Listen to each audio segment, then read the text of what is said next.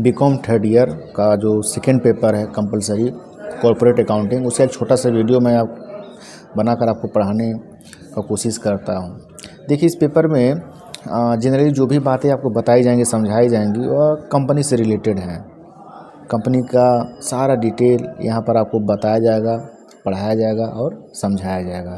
तो ध्यान से सुनिएगा, क्योंकि सुनी हुई बातें आपको जल्दी याद हो जाती हैं। ठीक है, तो सबसे पहले हम ये जानेंगे कि शेयर होता क्या है, शेयर हम कहते किसे हैं, अंश किसे कहते हैं। देखिए, जो कंपनी है, कंपनी का कुछ तो कैपिटल होगा, कुछ तो पूंजी होगा, कुछ तो उसका मूल्य होगा, कुछ उसका दाम होगा, कुछ उसका वैल्यू होगा ही होगा। तो जब इस वैल्यू को छोटे छोटे हिस्सों में हम डिवाइड कर देते हैं तो वही छोटा सा हिस्सा अंश कहलाता है, शेयर कहलाता है। ठीक है, सपोज एक कंपनी है, आपका घर ही है, तो उस घर का वैल्यू है अगर 1000 रुपया, तो उसे छोटे छोटे हिस्सों में हम बांटेंगे। तो 1000 को अगर 100 भागों में बांटेंगे तो एक का दाम कितना हो जाएगा, 10 रुपया। तो वही जो 10 रुपया है एक हिस्से का, उसी को कहते हैं शेयर, उसी को कहते हैं अंश। तो कंपनी का जो करोड़ों अरबों का पूंजी रहता है, उस पूंजी को छोटे छोटे हिस्सों में हम डिवाइड कर देते हैं, जिसे हम क्या कहते हैं, अंश कहते हैं, शेयर कहते हैं।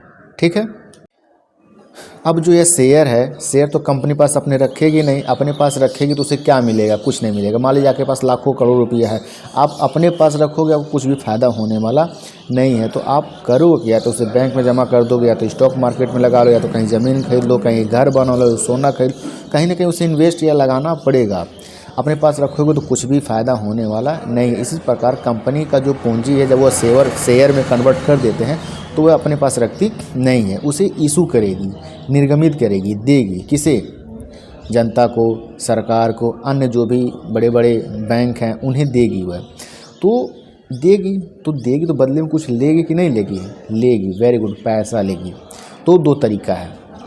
जब अपने देश में कंपनी एक्ट 1956 चल रहा था तो उस समय जो शेयर हम इशू करते थे, 3 तरीके होते थे। पहला, जितना दाम शेयर का लिखा है उतना हम ले लेंगे पैसा और शेयर हम दे देंगे।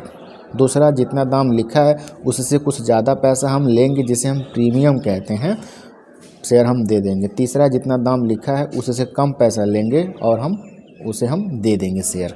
3 तरीके थे कंपनी एक्ट 1956 के अकॉर्डिंग। लेकिन अब अपने देश में इस समय कंपनी एक्ट 2013 चल रहा है, जिसमें आपको शेयर इशू करने हैं सिर्फ 2 ही रास्ते हैं। तीसरा जो रास्ता था, शेयर इशू एट डिस्काउंट, मतलब डिस्काउंट पे कोई भी कंपनी अपने शेयर को इशू नहीं कर सकती है, वह प्रोविज़न हटा दिया गया। अब 2 ही रास्ता है, एक है शेयर इशू एट पार और दूसरा है शेयर इशू एट प्रीमियम। 2 रास्ता है। तो एट पार का मतलब जो दाम लिखा है शेयर का उतना पैसा कंपनी लेगी, वो आपको शेयर दे देगी। और जो एट प्रीमियम है, जितना दाम लिखा है उससे कुछ ज़्यादा आपसे पैसा वह लेगी, आपको वह शेयर दे देगी। यही 2 तरीके हैं, यही 2 तरीके आपको याद होने चाहिए। अब कंपनी शेयर इशू करेगी तो पैसे लेने का तरीका कितना है, तो पैसे लेने का 2 तरीका है। पहला तरीका है, या तो हम एक मुश्त पैसा उससे ले लें शेयर का, और दूसरा है शेयर का जो पैसा लेंगे किस्त में लेंगे, डिवाइड करके लेंगे। थोड़ा सा आज लेंगे, फिर थोड़ा सा जब ज़रूरत पड़ेगा तब, ऐसे करके किस्त वाइज, इंस्टॉलमेंट। 2 तरीका है, दोनों का जनरल एंट्री हम यहाँ पे देखेंगे। पहला जो हमारा है एक मुश्त फुल पेमेंट, एक ही बार में हम जनरल एंट्री क्या पास करेंगे वो हम देखेंगे। तो कंपनी अगर शेयर इशू कर रही है और एक ही बार में सारा पैसा ले लेगी है तो उसका जनरल एंट्री होता है। देखो, जब कंपनी शेयर इशू कर रही है तो उसके पास क्या आएगा, पैसा आएगा। तो आप अपने आप को कंपनी समझोगे, तो आपके पास पैसा आ रहा है, तो bank account debit to share application and allotment account, आपके पास पैसा आ गया, ये हो गया। ठीक है, एक एंट्री मेरा यह हो गया।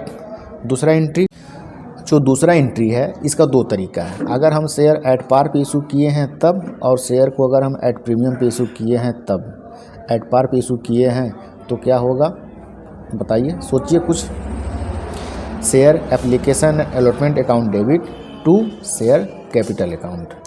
उसके बाद अगर प्रीमियम पे शेयर इशू किया गया है तो share application and allotment account debit to share capital account. To securities premium account. बस यही 3 ही जनरल एंट्री आपको पास करने हैं जब कोई कंपनी शेयर को इशू करती है एट पार पे या एट प्रीमियम पे। लास्ट में जो मैं आपको 2 एंट्री बताया वो एक एट पार वाला है और एक एट प्रीमियम वाला है। जब एट पार पे शेयर इशू करेगा तो सिर्फ 2 ही एंट्री होगा। पहला बैंक मिलेगा, bank account debit to share application and allotment account, और दूसरा एंट्री क्या कर देंगे, share application and allotment account debit to share capital account. बस उसका जब प्रीमियम रहेगा तो जो लास्ट वाला जो दूसरा एंट्री मैंने बताया उसके जगह पे आपको लिख देना है share application and allotment account debit to share capital account to securities premium account. बस यही 2 एंट्री पास होगा। अब रही बात, ये तो एक ही बार फुल पेमेंट हो गया, जब इंस्टॉलमेंट में रहेगा तब वहाँ पे हम क्या क्या जनरल एंट्री पास करेंगे वो हम देखते हैं आगे। इंस्टॉलमेंट पे यह होता है कि कंपनी का जो शेयर का प्राइस होता है उसे कई सेगमेंट में बांट दिया जाता है। जनरली 4 सेगमेंट में बांटा जाता है। पहला होता है शेयर एप्लीकेशन अकाउंट, दूसरा होता है शेयर अलॉटमेंट, तीसरा होता है फर्स्ट कॉल और चौथा होता है फाइनल कॉल। अब जो है पहला जनरल एंट्री क्या होगा, कंपनी क्या लेगी, पैसा लेगी तब आपको शेयर देगी। तो पहला जनरल एंट्री होगा किस्त वाला, इंस्टॉलमेंट वाला, bank account debit to share application account. पहला जनरल एंट्री मेरा यह हो जाएगा। हाँ, नरेशन भी आपको लिखना है। नरेशन क्या लिखोगे, लिखोगे being application money received on share issue. बस ये नरेशन आपको लिख देना है। ये मेरा हो गया पहला general entry, bank account debit to share application account. दूसरा क्या हो जाएगा, share application account debit to share capital account. पहला bank account debit to share application account, दूसरा share application account debit to share capital account. ठीक है, ये मेरा एप्लीकेशन 4 हिस्से होते हैं generally, application, allotment, first call and final call. Application का मैंने निपटारा कर दिया। दूसरा आता है अलॉटमेंट। तो अलॉटमेंट के लिए क्या होगा, share allotment account debit to share capital account, share allotment account debit to share capital account. ठीक है, ये हो गया। अगर प्रीमियम पे इशू करेगा तो नीचे हम लिख देंगे to securities premium account.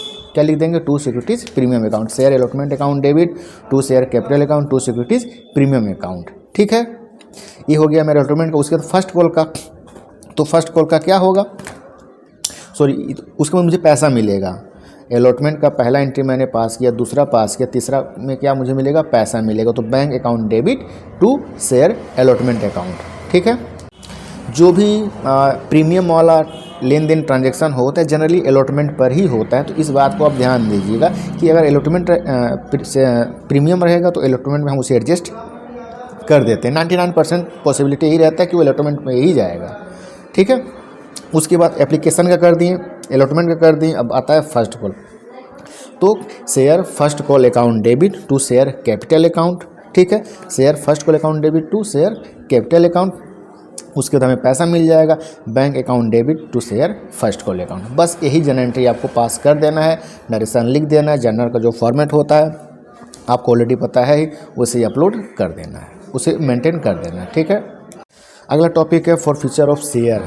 Forfeiture का मतलब जब्त कर लेना, हरण कर लेना, वापस ले लेना। देखिए, जब कंपनी शेयर देती है ना, इंस्टॉलमेंट में रहता है, तो अगर कोई कंपनी या कोई कस्टमर, कोई आदमी पहला शेयर का पैसा दे दिया, दूसरे का दे दिया, तीसरे का दे दिया, चौथे का दे दिया, तो कोई दिक्कत नहीं।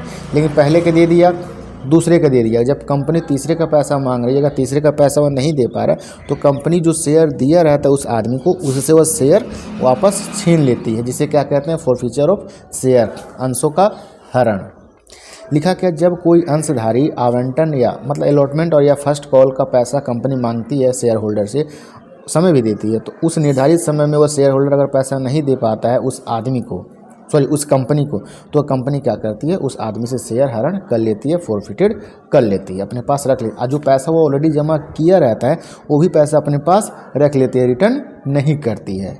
ठीक है, अब अगला टॉपिक है हमारा री इशू ऑफ फॉरफिटेड शेयर। अगर कोई कंपनी शेयर को हरण कर ली, अपने पास रख ली, तो उसे कुछ भी फायदा होने वाला नहीं है। तो करेगी क्या, फिर उस फॉरफिटेड शेयर को इशू करेगी, मतलब री इशू। पहले तो एक बार इशू किया, जब्त कर लिया, फिर जब दोबारा इशू करेगा तो उसे क्या कहते हैं, री इशू।